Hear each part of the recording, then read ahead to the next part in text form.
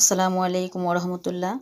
আজকে আমি আপনাদেরকে নতুন একটা ডেজার্ট, বাচ্চাদের একটা মজার একটা খাবার যেটা খুব পছন্দ সবার, সেটা হচ্ছে পেনকেক। তো আমি পেনকেককে আজকে আমি কফি পেনকেক বানাবো। সেখানে আমি নিয়ে নিচ্ছি হাফ চামচ coffee, baking powder, half spoon, 1 egg, একটা ডিম, আর এখানে আমি ময়দা নিচ্ছি 1 কাপ। আমি এখানে আর একটা একটুখানি বাড়িয়ে নিতে পারি। আর এখানে আমি চিনি নিচ্ছি, আমি এই চিনিটা এই কাপে আমি 2 বার ব্যবহার করব। তো শুরু করেই আমরা এখানে একটা বোল নিয়ে নিচ্ছি। এই বোলের মধ্যে এখন আমি একটা ডিম ভেঙে দিব। বিসমিল্লাহ।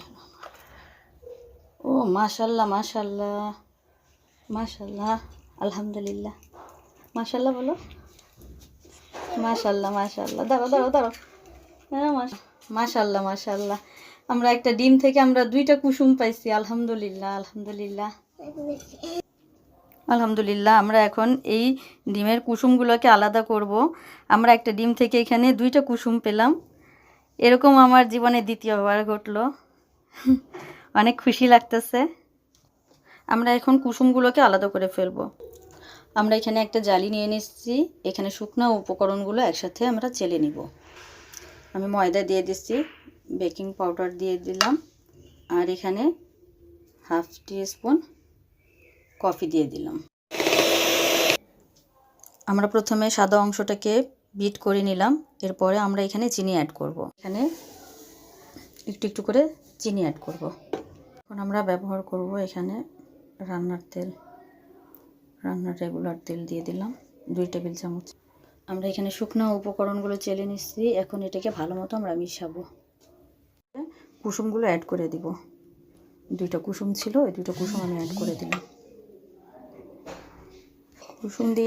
কুসুম দিয়ে আমি এখানে বেশি বিট করব না, হালকা বিট করব। এখন আমি এই ময়দাগুলো আস্তে আস্তে এর মধ্যে দিয়ে হ্যান্ড বিটার দিয়ে মিক্স করব।